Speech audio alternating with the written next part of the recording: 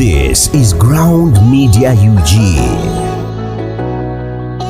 Katubona kwese ebigambo bibiri muwagene mwefuge. Abadongo muwage.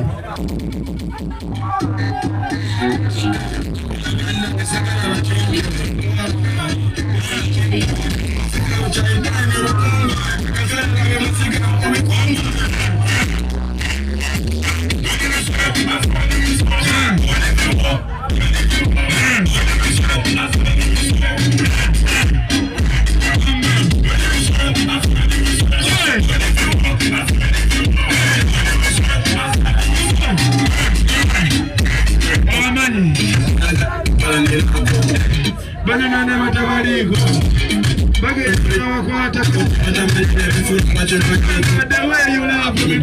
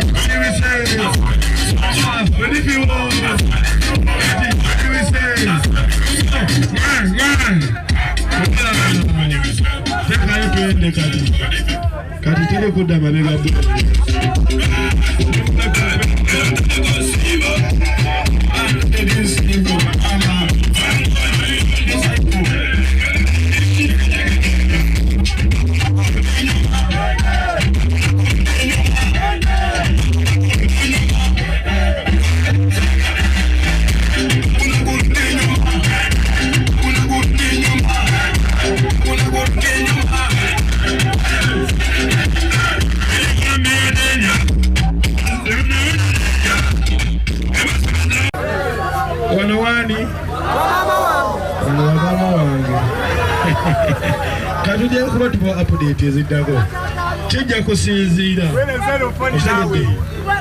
kati kinava ku festival kyekigenda tuwa ekigambo ekisembayo okitegedde festival bwejjula nja kumanya amaanyi gakyakola ki ngengenda maaso n'endongo singa tejjula awo nga nziramu ki mpozi mba nziramu ki ani amanyi kyanziramu tuddamu ki tudda ku politics anti buli endongo gwerema nga ddawa nange endongo gwenema nga nzirawa mwategedde anaera kibuuzo bannaaye yo omubi bampita ande oceans okuva ku Ndejje University TV naye kakati mwana tulaba ebintu bingi abantu byeboogera mwana ezi kyenjagala kiri ekintu kiro omumikisinga muziki gwaffe na byabufuzi lwaki kubanga mwana basinga okwagala otuteeka ku ttaka mwana batuteekamu ak'obufuzi okitegeera mwana n'ekirala njagala otuŋŋanzemu ku kayimba ka Arnox kakuba kagamba wakatuddemu naye wakatuddemu mwana wasinga ate mwana webale muzima naye abatulaba atubuulire akayimba kako oba wakatuddemu obutuuzi mbaagala nnyo mwana waliwo mpita agambye mbutogikwata nnyo bbule kati namukwaya aliwa namukwaya mumuleke naye wekyona okumanya naffe namukwaya tumukola ki naffe tumunoonya bunoonya aliwa alina ekibuuzo lwaki wamawulire muwe naye muweeyo tuweeyo oyo gaweddemu amanda Lezo, ekyembuuza viridemu Alien Skin Clean Cut Gang kyembuuza tiimu zo zonna kati nga ffe ba Anluli ba Diet nga 3 ogenda tuwa section ki tutegeke butebe tulonelone mu kisaawe banesaba otusalire ebisanja fetujja sula nawo ono yase aliya ayirene lindako owasebo ati fa basinga fa bali ku kimeeza ne ku muziki fa baliko kitegeera naye kyembadde mbuuza kulira bagamba togenda kuyimba mu nkuuka twagala tutangaze ogenda kuyimba mu nkuuko maloje wano oba togenda kujjayo fenna tuje wano tetugendayo ate n'ekirala njagala kuddamu ekibuuzo ky'onoomuyayi ekyo ky'obuuza okuwummula omuziki teri yatuwa amagezi okuyingira omuziki fe abaageewa kyo n'okuguwummula tujja kwewa amagezi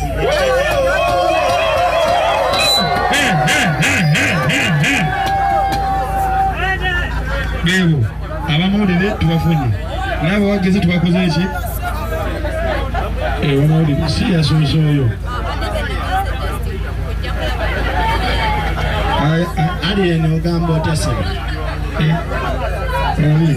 Alien dede asatu mulumu tuli wano anti teri walala amanya David nkola ne Cookie Promotions YouTube abantu ku social media bagamba omusajja Ronald Mayinja wamuyimbisizza biti challenge butabuse tokwata buleti tekanyumye ama tekanyumye bamemi kati ate tukyabongera kubanga abantu bazogamba obuvungu tebukola kanatenya nakola olulala beewuunye bamanye nti nno obwongo bwaffe bubalansinga na mbeera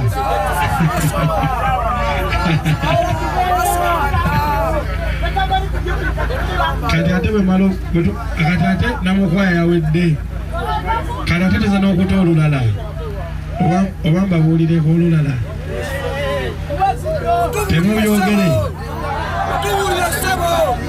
temubyogere temugamba abantu nti no tulina n'olulimba olupya lwebagenda lwetugenda okutuumaani tulutuume Kibalama tulutuumaani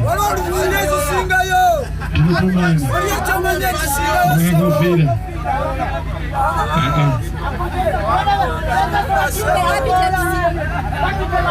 ame twagimala onanywa biki nasitamaani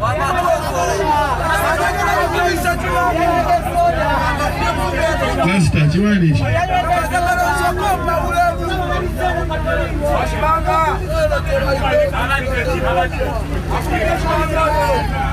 kuba bingi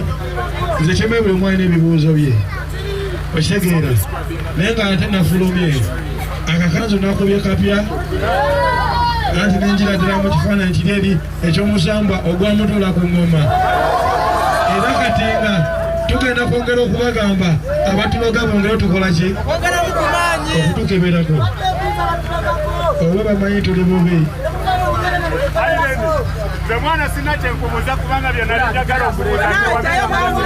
kakitegeeza ennaku z'omwezi nga 31 tuguyingira waneeno okitegeera kati buli awulidde agenda tegeeza bwekikwatako okitegeera bameemi nebwekitakwatako naye nga kyewona okumanya maani nze maze obikola kati waliwo kimanjibwa ekimanjibwa nabisembu nti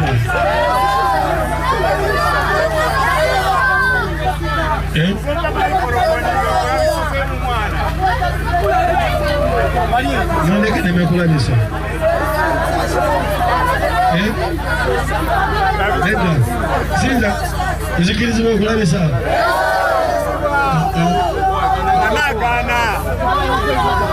gasokwabuuza ebibuuzo